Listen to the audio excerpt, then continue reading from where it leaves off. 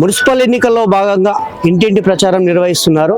5th ward నుంచి కాంగ్రెస్ బలపరిచినటువంటి అభ్యర్థులు ఇంటింటి ప్రచారంలో భాగంగా మనతో పాటే ఉన్నారు. వారిని మరిన్ని విషయాలు అడిగి తెలుసుకునే ప్రయత్నం చేద్దాం. ఏంటి మరి మీ మేనిఫెస్టో ఏంది? ప్రభుత్వం ఏర్పడి 2 సంవత్సరాలు కావస్తుంది కదా, హామీలు ఇంతవరకు నెరవేరాయి? అందరికీ నమస్కారం. కాంగ్రెస్ బలపరిచిన అభ్యర్థిగా నేను ఊడెం సారికా శ్రీనివాస్ రెడ్డి 5వ వార్డు నుంచి పోటీ చేయడం జరుగుతుంది.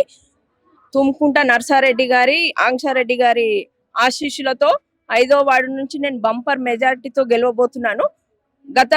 మేము వచ్చిన 2 సంవత్సరాల్లోనూ సన్న బియ్యం మాత్రం మేనిఫెస్టోలో అసలు చెప్పలేదు. సన్న బియ్యం కూడా ఇస్తున్నారు.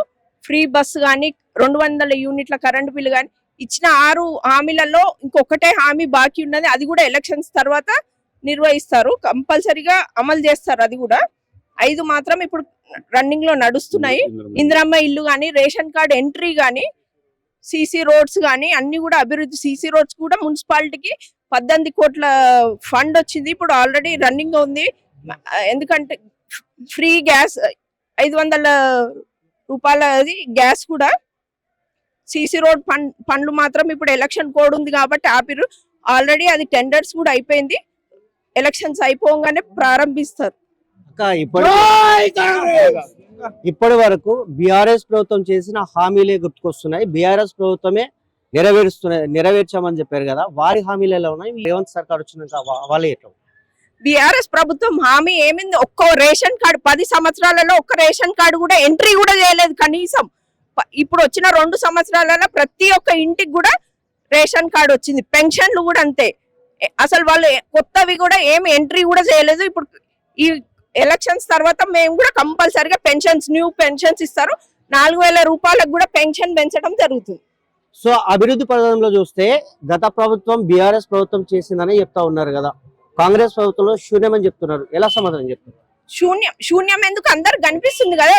గత 10 సంవత్సరాలలో చేయని పనులు 2 సంవత్సరాలలో చేసిండ్రు. ఎందుకంటే పెన్షన్లు కానీ, సన్న బియ్యం కానీ, అందరూ రేషన్ కార్డ్స్ కానీ, దొడ్డు బియ్యం వస్తే రేషన్ డీలర్ దగ్గర నుంచే డైరెక్ట్ లంబడోళ్ళకి అమ్ముకునే వాళ్ళు. అట్లా కాదు కదా, ఇప్పుడు ప్రతి ఇంటికి ప్రతి వాళ్ళు తింటున్నారు బియ్యము, సన్న బియ్యం. సరే, మీ మేనిఫెస్టో ఎలా ఉంది? మన గల్లీలో ప్రచారం ఎలా కొనసాగిస్తుంది? ప్రజలు నీరాజనాలు పడుతున్నారా? ప్రజలు ఏమంటున్నారంటే అధికారం ఉంది కాబట్టి పార్టీ కంపల్సరీగా మాకు అభివృద్ధి కావాలి కాబట్టి కాంగ్రెస్ పార్టీకి వేసి గెలిపిస్తాం భారీ మెజారిటీతో అని చెప్తున్నారు. గజ్వేల్లో కాంగ్రెస్ జెండా ఎగురుతుందని మీరు భావిస్తున్నారా? ఖచ్చితంగా మున్సిపల్ కాంగ్రెస్ జెండా కైవసం చేసుకుంటుందని నేను భావిస్తున్నాను. వార్డు ఇన్ఛార్జ్ గా మనం నియమించడం జరిగింది. పార్టీ ఆదేశాల మేరకు సారికా శ్రీనివాస్ గారి గెలుపుకు మా వంతు కృషి కూడా చేస్తున్నాము. కాంగ్రెస్ పార్టీ అధికారంలోకి వచ్చినాక ఒక్కొక్కటి అసలు యాక్చువల్ ఏమైందంటే మొత్తం అప్పుల కుప్ప తయారు చేసిన కేసీఆర్ ఆర్థిక లోటును కూడా పూడ్చుకుంటూ మెల్లగా ఒక్కొక్క హామీ మన కాంగ్రెస్ పార్టీ రేవంత్ రెడ్డి గారు ఒక్కొక్క హామీ నెరవేర్చడం జరుగుతుంది. సన్నబియ్యమే అనుకోండి, బస్ ఫ్రీ అనుకోండి, ఇందిరమ్మ ఇండ్లే అనుకోండి, ఉచిత కరెంటే అనుకోండి, గ్యాస్ సబ్సిడీ అనుకోండి.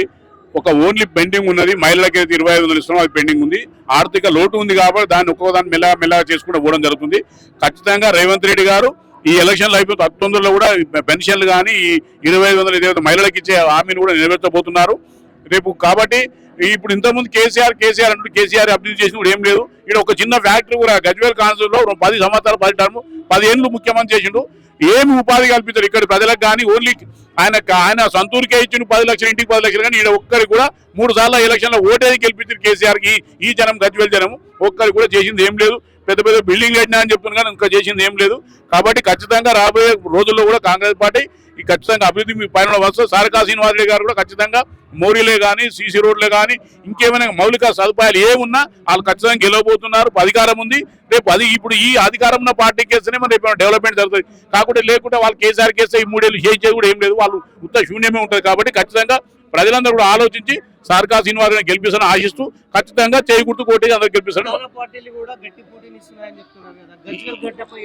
గజ్వేల్ గడ్డ ఖచ్చితంగా కాంగ్రెస్ అడ్డా అవుతుంది. ఖచ్చితంగా ఇవాళ కూడా 10 సంవత్సరాల కన్నా ముందు కాంగ్రెస్ అడ్డా అనేది, ఈసారి ఖచ్చితంగా గజ్వేల్ గడ్డ మీద మున్సిపాలిటీ కాంగ్రెస్ జెండా ఎగరబోతున్నాము. ఖచ్చితంగా ఈసారి మున్సిపల్ చైర్మన్ కాంగ్రెస్ అవుతుంది. ఎలాంటి సందేహం లేదు, ఖచ్చితంగా కాంగ్రెస్ గెలవబోతుంది.